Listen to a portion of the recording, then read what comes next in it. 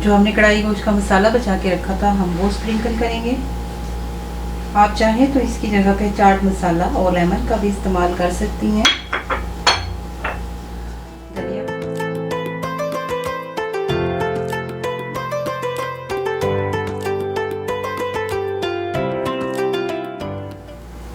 बिस्मिल्लाहिर्रहमानिर्रहीम, अस्सलाम वालेकुम। Welcome to Maryam's kitchen.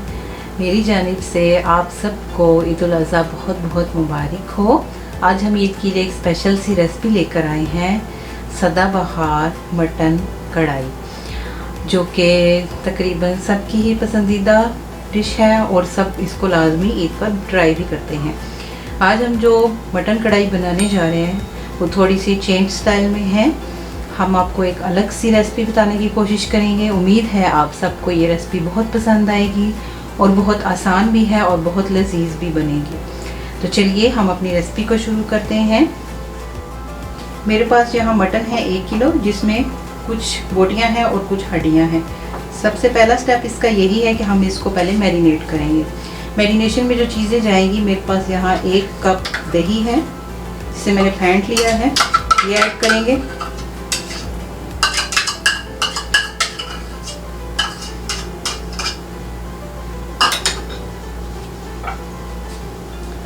हल्दी है मेरे पास आधा टीस्पून से भी कम, क्योंकि मटन के अंदर भी आयरन होता है और हल्दी में भी, इसलिए हम हल्दी कम इस्तेमाल करेंगे। नमक है मेरे पास आधा टीस्पून और यहाँ पिसी हुई लाल मिर्च है आधा टीस्पून। इसमें चूँकि हरी मिर्च भी जाएगी इसलिए हम लाल मिर्च कम इस्तेमाल करेंगे। इनको ऐड कर देंगे। जिंजर और गार्लिक का पेस्ट है मेरे पास, ये हम आधा यहाँ डालेंगे और आधा हम इसकी बुनाई के टाइम पे डालेंगे। ये 2 टेबलस्पून है। 2 बारीक कटी हुई हरी मिर्चें हैं, इसमें से एक हम अभी इस्तेमाल करेंगे और एक बाद में। इनको हम अच्छे से मिक्स कर लेंगे।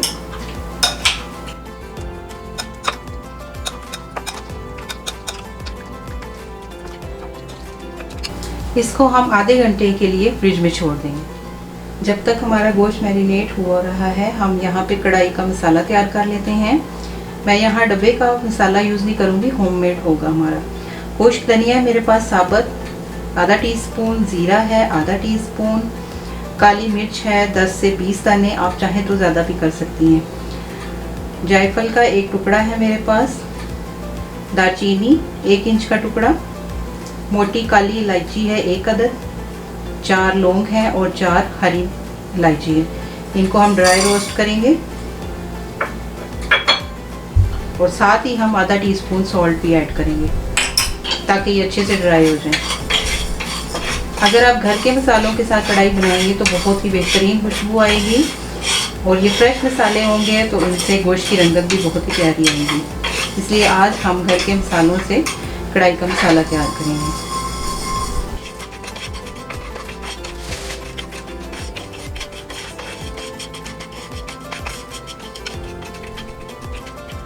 हम इन्हें तब तक ही भूनेंगे जब इनके अंदर से एक बेहतरीन सी खुशबू आने लग जाए। ये देखिए मसालों की रंगत चेंज हो रही है। हम फ्लेम को ऑफ करेंगे और इसे हम ग्राइंडर में पीस लेंगे और फिर आपको इसका अगला स्टेप बताएंगे। हमारे गोश्त को मैरिनेट किए हुए आधा घंटा हो गया। अब हम इसको प्रेशर लगाएंगे। सबसे पहले हम कुकर में तेल डालेंगे आधा कप से कम, क्योंकि हमने दही यूज़ किया तो उसका घी भी रिलीज होगा। तेल के अंदर 1 अदद मोटी इलायची और दालचीनी का 1 टुकड़ा डाल देंगे।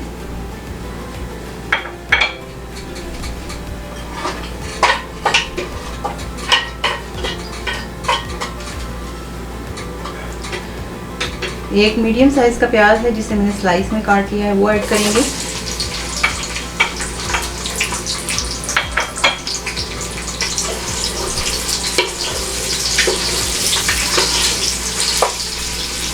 प्याज को हम भून के गोल्डन ब्राउन कर लेंगे और फिर अगला स्टेप करेंगे। प्याज हमारा गोल्डन ब्राउन हो चुका है। अब हम इसके अंदर एक मीडियम साइज का चॉप किया हुआ टमाटर ऐड करेंगे।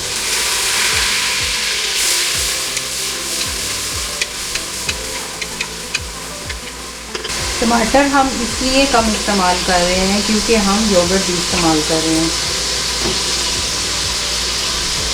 इसके साथ ही हम मैरिनेट किया हुआ गोश्त ऐड कर देंगे।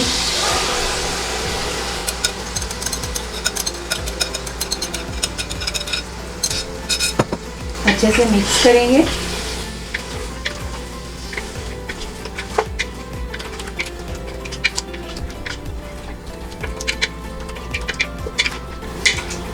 मिक्स करने के बाद गोश्त को हम 5 मिनट के लिए तेज़ आंच पे भूनेंगे।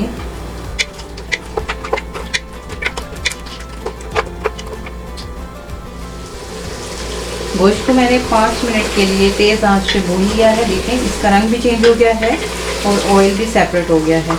अब हम इसे गलाने के लिए इसके अंदर 2.5 कप पानी डालेंगे।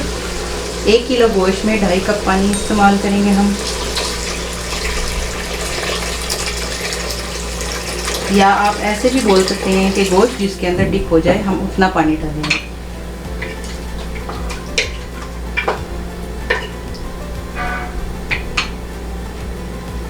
अब हम इसे प्रेशर लगा देंगे हम।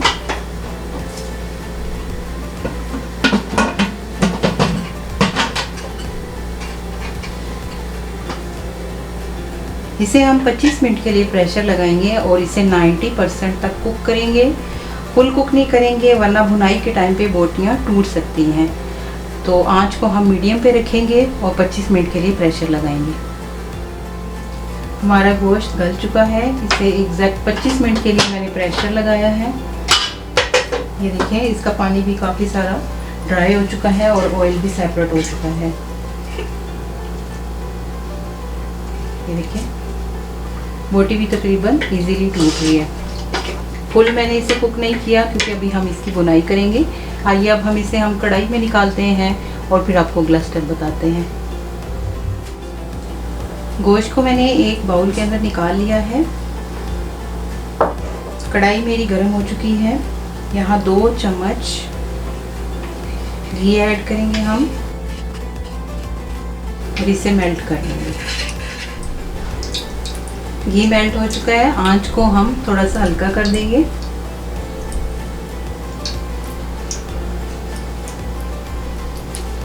अब इस घी के अंदर बचा हुआ अदरक लहसुन का पेस्ट ऐड करेंगे और बची हुई हरी मिर्च। इनको हम हल्का सा भून लेंगे।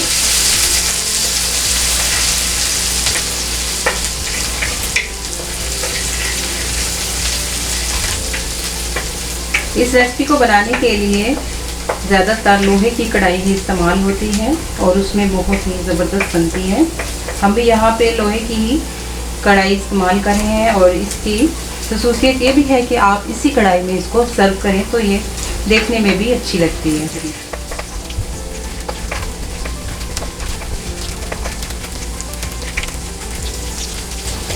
इनमें से खुशबू आना शुरू हो गई है। यहाँ पे हम गोश्त को ऐड कर देंगे।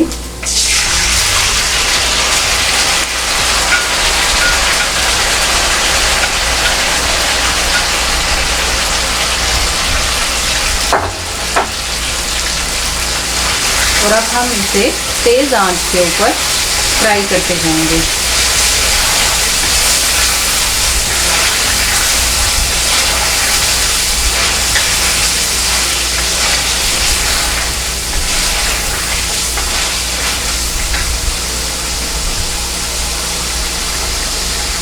फ्राई करते हुए हमने जो कढ़ाई मसाला तैयार किया था उसको ऐड कर देंगे हम।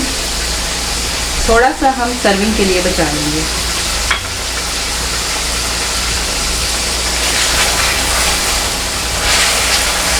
इस पॉइंट पे आप सॉल्ट भी चेक कर सकती हैं, अगर कम लगे तो आप ऐड कर सकती हैं। भूनते हुए ध्यान रखें कि गोश्त नीचे से लगे ना।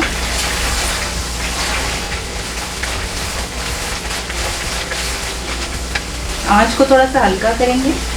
मेरे पास जहाँ फ्रेश क्रीम है जो हम 2 टेबलस्पून इसमें ऐड कर देंगे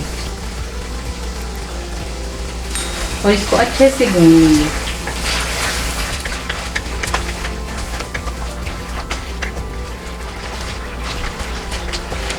2 से 3 मिनट के लिए हम इसे मज़ीद भूनेंगे। गोश्त को भूनते हुए 2 मिनट हो गए। हम इसके अंदर साबुत हरी मिर्च डाल देंगे।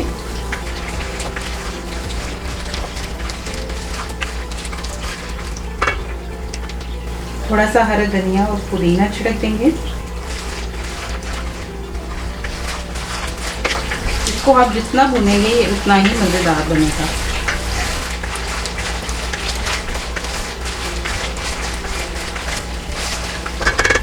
कढ़ाई गोश्त रेडी है। हम आंच को बंद कर देंगे और अब हम इसे सर्व करेंगे। कढ़ाई गोश्त को हम सर्व करेंगे। जो हमने कढ़ाई गोश्त का मसाला बचा के रखा था हम वो स्प्रिंकल करेंगे। आप चाहें तो इसकी जगह पे चाट मसाला और लेमन का भी इस्तेमाल कर सकती हैं। धनिया पुदीना बारीक कटा हुआ। यहाँ जिंजर के स्लाइस है मेरे पास कटे हुए।